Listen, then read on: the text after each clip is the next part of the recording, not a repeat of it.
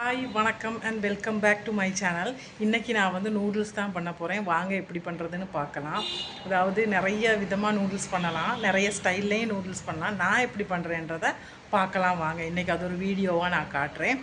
காட்டுறதுக்கு முன்னாடி நாங்கள் போய் எங்களோட நாய் பூனை எல்லாம் என்ன பண்ணுதுன்னு பார்த்துட்டு வரலாம். அப்படியே வாங்க, அப்படியே போகலாம்.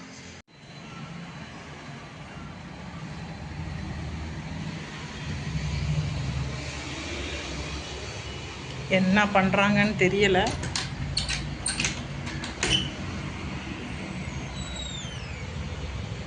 காணோம். இங்கே தான் இருக்கீங்களா? ஹலோ. 2 பேர் இதில் தூங்குறாங்க, தெரியுதா? அக்காவும் தங்கச்சும் தூங்குறாங்க.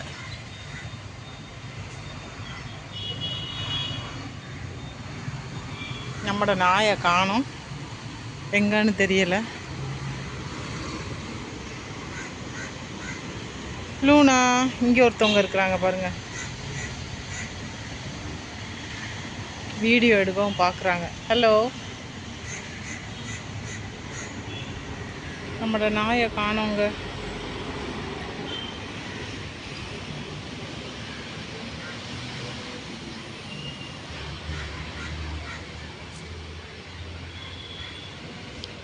லூனா, லூனா,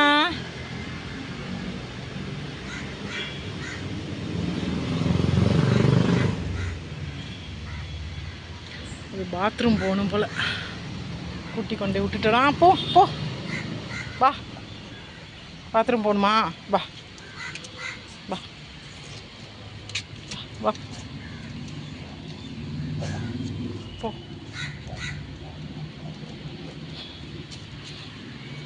மேலே தான் எப்பயுமே படுத்துருக்கும். பாத்ரூம் போகிறதுக்காக வந்திருக்கு. நான் கூப்பிடவும் திரும்ப மேலே ஓடி வந்துருச்சு. எங்கே போகிறீங்க? கூட்டுக்குள்ளே போக வேண்டாமா? பாத்ரூம் போக வேண்டாமா? போகலையா? நான் குக் பண்ண போயிட்டு அப்புறம் வரமாட்டேன். வா, வாங்க.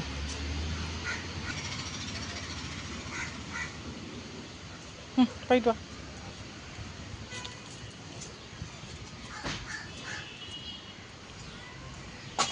போயிட்டு வாங்க பாத்ரூம். இந்த பாருங்கள், இன்னொருத்தவங்க வராங்க. நான் வெளியில் வந்துட்டா எல்லோரும் வந்துடுவாங்க. போயிட்டு வா, போயிட்டு வா, போயிட்டு வா, போயிட்டு வா.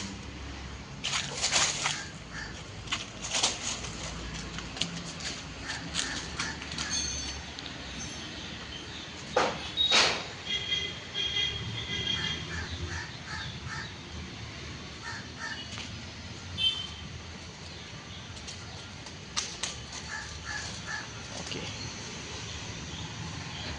அவங்க பாத்ரூம் போயிட்டு வரட்டும். மேலே ஒரு சின்ன குட்டி பூனை தூங்குச்சுல்ல. ஏய், அது அம்மா தான் இது. சரி, நாங்கள் போய் சமைக்கிற வேலையை பார்ப்போம்.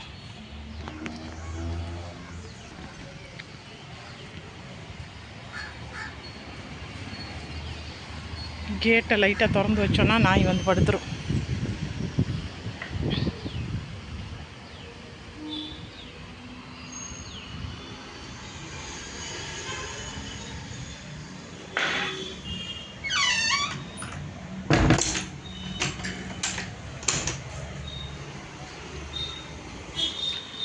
நாங்கள் சமைக்க போகலாங்க.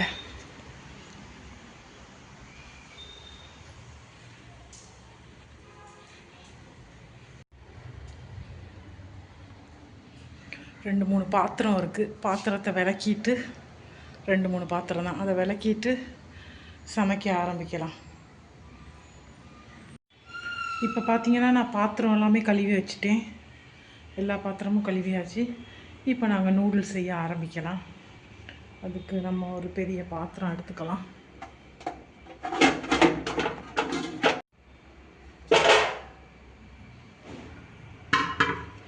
நூடுல்ஸ் அவிய இப்போ இந்த பாத்திரத்தில் தண்ணியை ஃபுல் பண்ணிக்கலாம். ஏன்னா நான் 1 kg நூடுல்ஸ் தான் அவிக்க போகிறேன். 1 kgக்கு எனக்கு இதில் ஃபுல்லாக தண்ணி வேணும். பார்த்திங்கன்னா இப்போ அடுப்பில் வச்சாச்சு. அடுப்பு ஆன் பண்ணியாச்சு.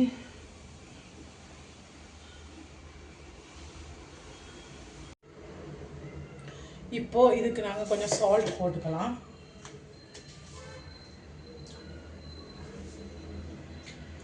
1 kg நூடுல்ஸ்க்கு அளவாக சால்ட் போட்டுக்கலாம்.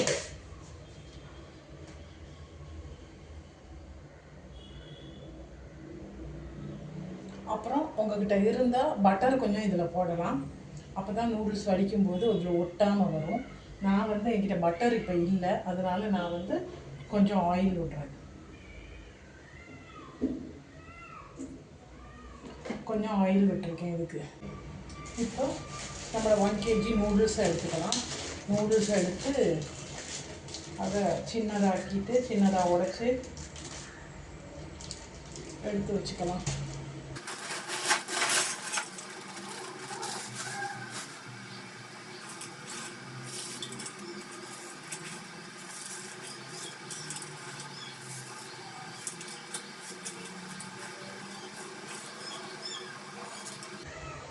இது உடைக்காமல் அப்படியே போட்டால் சாப்பிட கம்ஃபர்டபுளாக இருக்காது, ரொம்ப நீளமாக இருக்கும். அதனால நான் கொஞ்சமாக 2 பீஸாக உடைச்சி போடுறேன். தண்ணி இங்கே கொதிச்சுக்கிட்டு இருக்கு. நூடுல்ஸ் தண்ணியில் போட்டு பாயில் பண்ணுறதுக்காக ரெடி பண்ணி வச்சுருக்கேன். மீன்வைல் நாம் வந்து வெஜிடபிள்ஸ் எல்லாம் கட் பண்ணிக்கலாம். இப்போ பார்த்தீங்கன்னா நான் வந்து வெஜிடபிள்ஸ் எடுத்திருக்கேன். கேரட் எடுத்திருக்கேன், பீன்ஸ் எடுத்திருக்கேன், கேபேஜ் எடுத்திருக்கேன். இது 3 எடுத்திருக்கேன். தக்காளியும் இருக்குது. ஏன் தக்காளி எடுத்திருக்கேன்னா என்கிட்ட தக்காளி சாஸ் இல்லை. ஸோ இந்த 4 தக்காளியையும் போட்டு ஒரு தக்காளி சாஸ் பண்ணிடலான்னு சொல்லி தக்காளியும் நான் எடுத்து வச்சுருக்கேன்.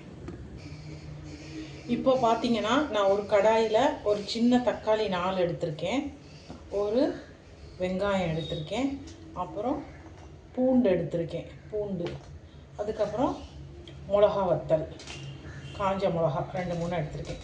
இதை தக்காளியை ஒரு 2 கட் பண்ணி போட்டுட்டு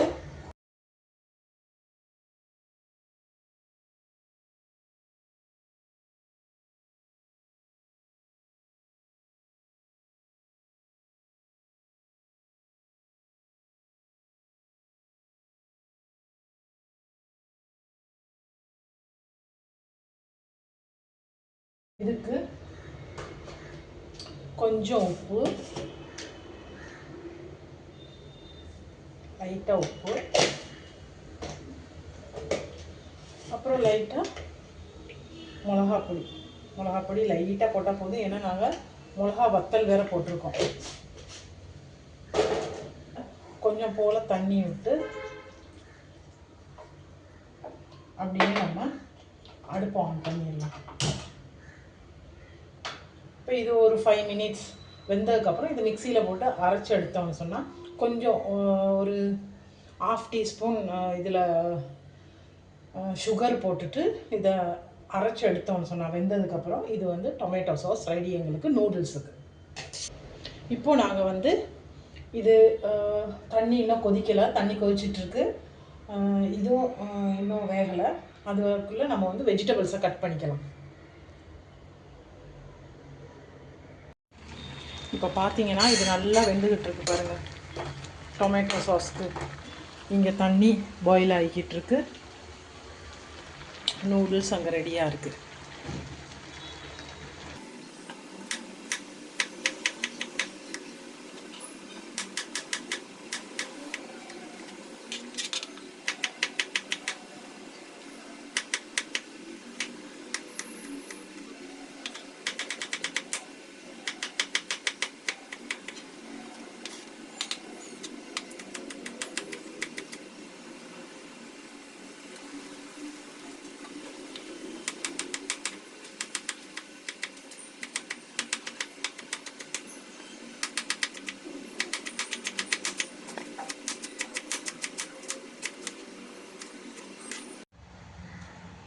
இதுதான் நாங்கள் டொமேட்டோ சாஸுக்காக செய்த பாயில் பண்ணது.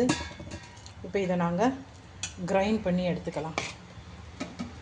ஒரு மிக்ஸி எடுத்து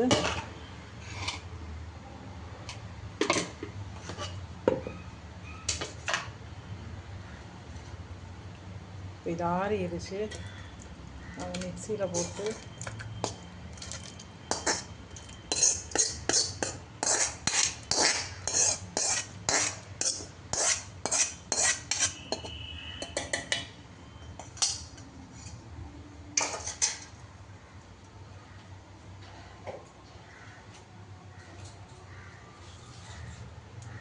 ஒரு கொஞ்சம் போல் சுகர் போட்டு, ஒரு 1/2 டீஸ்பூன் சுகர் போட்டு,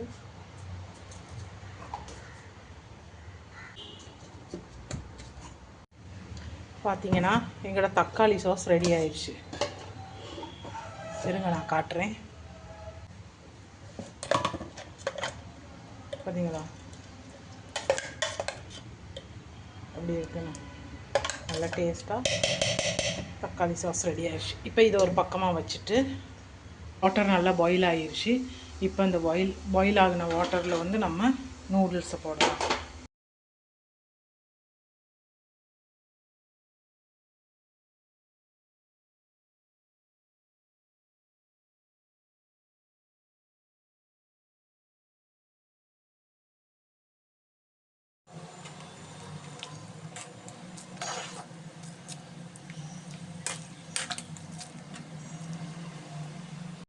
இப்போ பார்த்தீங்கன்னா நூடுல்ஸ் நல்லா பாயில் ஆயிடுச்சு.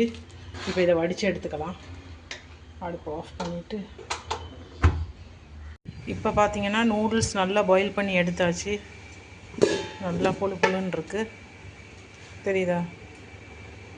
நூடுல்ஸ் நல்லா ஒட்டாமல் நல்லா வந்திருக்கு. வெஜிடபிள்ஸ் எல்லாம் நம்ம கட் பண்ணி எடுத்தாச்சு. வாங்க இப்போ நம்ம நூடுல்ஸை செய்ய ஆரம்பிக்கலாம். ஃபஸ்ட்டாக அடுப்பை பற்ற வச்சுருவோம்.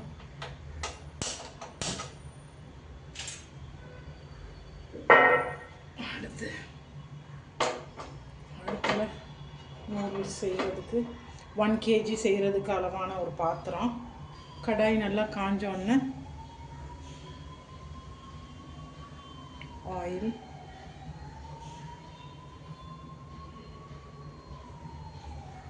இப்போது எண்ணெய் காஞ்சதுக்கப்புறம் ஃபஸ்ட்டாக நாங்கள் முட்டையை தான் போடணும்.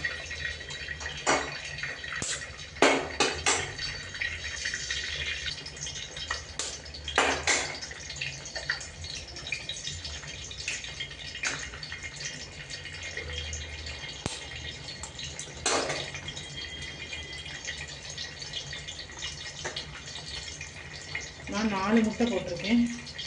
உங்களுக்கு அதிகமாக வேணும்னா அதிகமாகவும் போட்டுக்கலாம். முட்டை பிடிக்காதவங்க கம்மியாகவும் போட்டுக்கலாம்.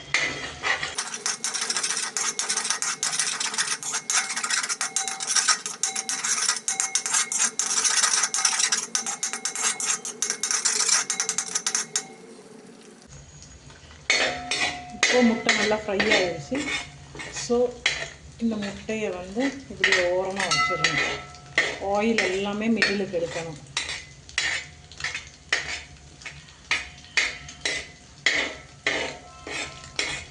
இப்போ ஆயிலெல்லாம் மிடிலுக்கு வந்துடுச்சா?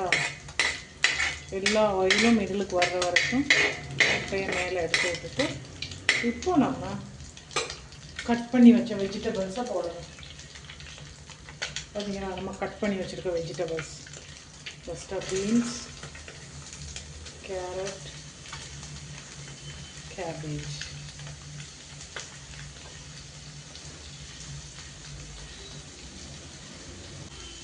வெஜிடபிள்ஸை போட்டோடனே அதுக்கு மேலே லைட்டாக சால்ட் போட்டுக்கணும். நம்ம தேவையான அளவு சால்ட்.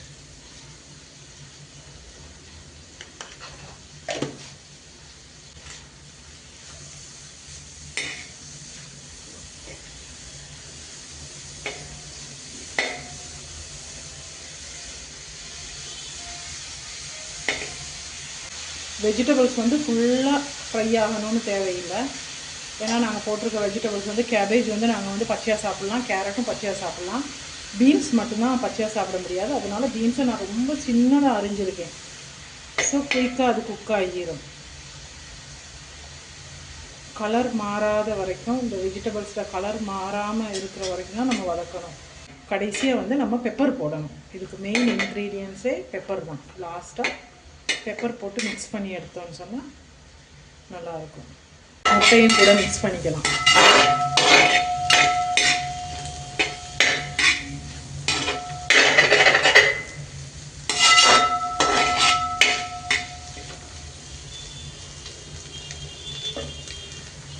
இப்போ நம்ம வந்து சோயா சாஸ் ஊற்றிக்கிறோம்.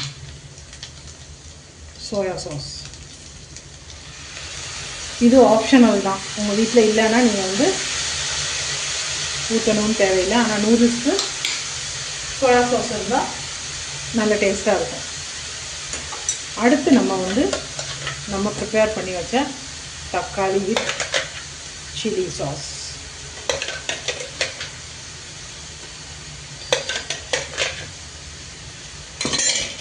இதையும் போட்டு நம்ம நல்லா மிக்ஸ் பண்ணணும்.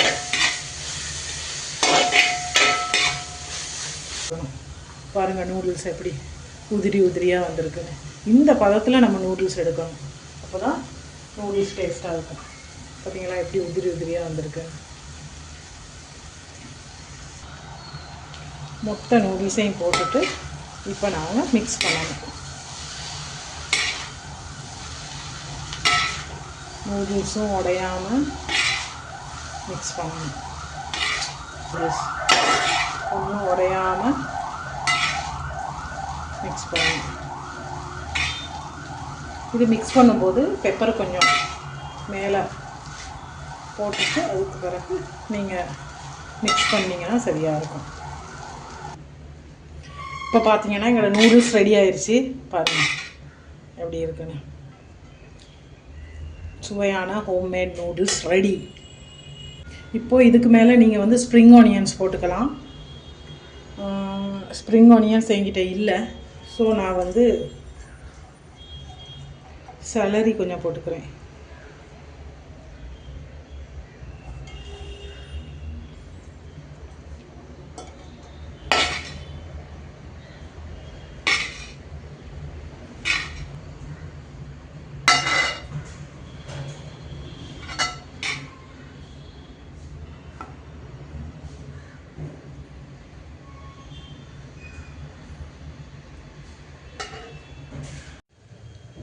இப்போ நம்ம நூடுல்ஸ் பண்ணியாச்சு, சாப்பிட்டு பார்க்கலாம் எப்படி இருக்குன்னு.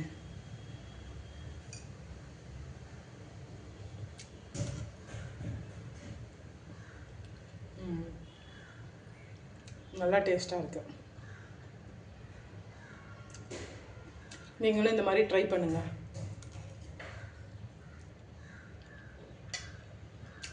லாஸ்ட்டாக பெப்பரும் ஸ்ப்ரிங் ஆனியனும் போட மறக்காதீங்க. ஸ்ப்ரிங் ஆனியன் வந்து ரொம்ப முக்கியம், நல்லா டேஸ்ட்டாக இருக்கும். ஓகே, தேங்க்யூ ஃபார் வாட்சிங் மை வீடியோ. பாய். நாளைக்கு இன்னொரு வீடியோவில் சந்திக்கிறேன்.